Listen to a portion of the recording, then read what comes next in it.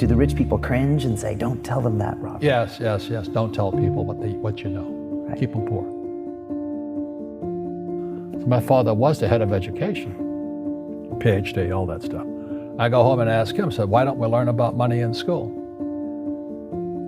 And he looked at me and says, because the government doesn't let us teach that subject. The government tells us what we can teach and what we can't teach. And I thought that was strange. And I said, but aren't we going to school to learn about money? He says, no, your job is to get a job.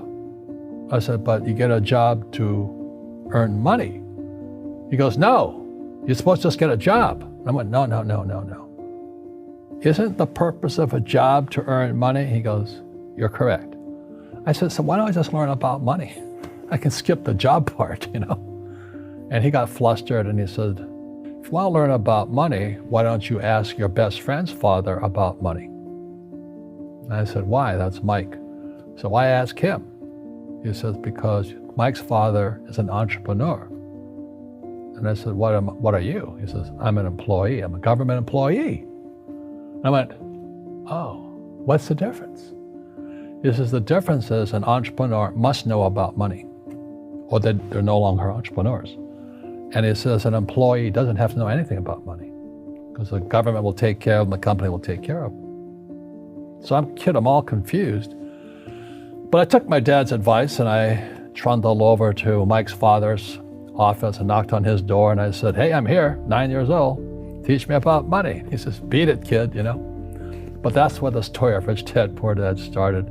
And finally, through persistence, my rich dad started teaching me about money on one condition. And that condition was he would never pay me. He says, the moment I pay you, you think like an employee. He says, that's the trap. Entrepreneurs work for free. And now I'm 9 years old, my head's cracking in half. He says, you never want a paycheck. You understand that, kid? I said, okay, I got it. And he says, well, how do I make money? He says, that's what entrepreneurs figure out. It's like, so how do I learn about money? So he would just break out a Monopoly game board. So I would work for free. I'd pick up cigarette butts, and he had hotels and restaurants, and I would clean and do menial tasks. And as I got older, I started getting into office work and marketing and accounting, and I was an apprentice basically, but I always worked for free. And he would teach me about money, but the way he taught me about money was playing Monopoly. And finally one day I got upset. I said, well, when are you going to teach me about money? He says, what do you think we're doing? We're playing Monopoly. He goes, no. What do you think we're doing? We're playing Monopoly. He says, what do you think we're doing? So I don't know. I'm teaching you about money. And then that's when, you have one green house. He says, there's many formulas for great success in money. There's thousands of them, but one of the best ones is found on the game of Monopoly. It still is today. 4 green houses, 1 red hotel. I said, what? He says, one of the greatest ways to acquire great wealth is playing Monopoly in real life. 4 green houses, 1 red hotel. Well, is that all there is? He goes, that's it. And he says, what do you think I'm doing? And I went, I don't know. So then he took me out, he showed me his greenhouses. And 10 years later, when I was 19, I was now in school in New York, and I come back to Hawaii, and Rich Dad had bought the biggest piece of land smack dab in the middle of Waikiki Beach. And when you go to Waikiki Beach today, you'll see the Hyatt Regency Hotel. That was his hotel. Just like the game of Monopoly. Just like the game of Monopoly. Acquired assets and they became bigger assets. He just kept what's called an assemblage, because that property wasn't that big at the time. So he had to buy out all the small guys. Because Waikiki was a little dirtwater little town. So he'd buy out this shop owner and buy that shop owner. And it took him a while, but he finally assembled this large piece of property. And then he and Hyatt put up this giant hotel. It just sold for $800 million. So that's how I learned about money.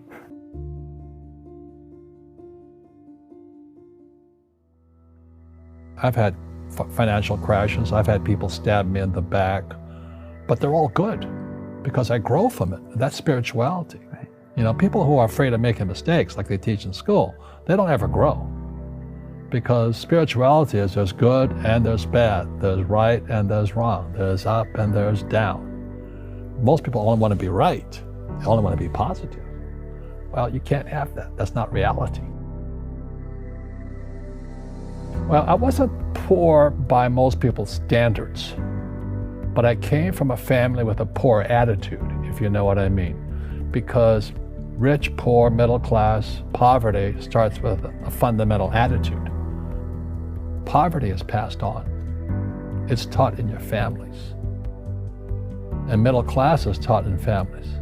And so the people right now who are sitting at home, who are struggling financially or worried about money or unhappy, they may be making a lot of money, but unhappy with what they're doing, it was probably taught to you. Your superego was taught, get a job, work hard, or you'll never be rich, or the rich are evil, or whatever. The school system will never teach you about money. The school system was designed to teach you to be an employee, which is important, or a doctor or a lawyer, a specialist, but never about money.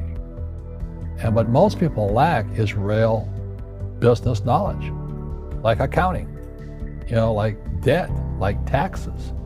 You got to know that stuff, but they don't teach it in school to anybody.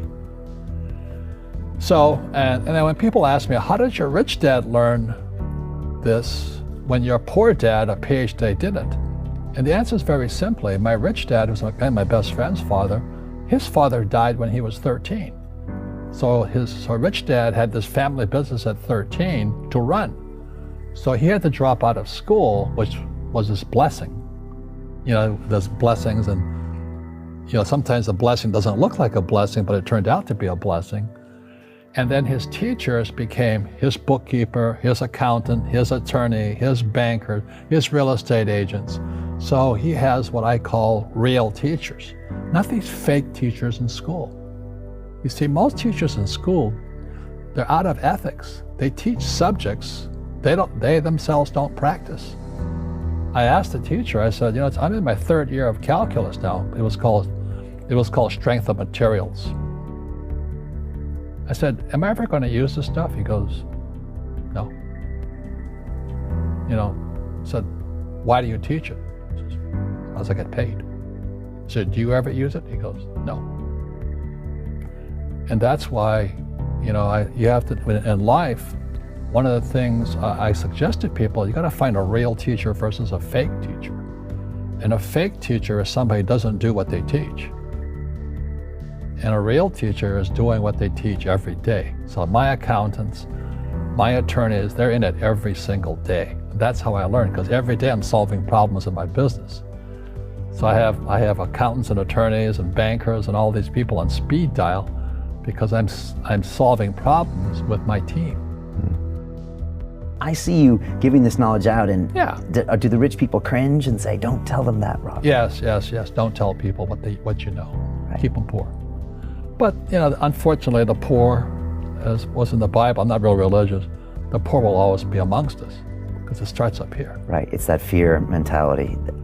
It's in their words, and the words become flesh. Again, I'm not really religious. I flunked out of Sunday school also. But when they say I can't afford it or I can't do that, they go down. They become what they say. My PhD daddy says, what do you think I am, made of money? I can't afford that. And my rich dad would say, that's why he's poor.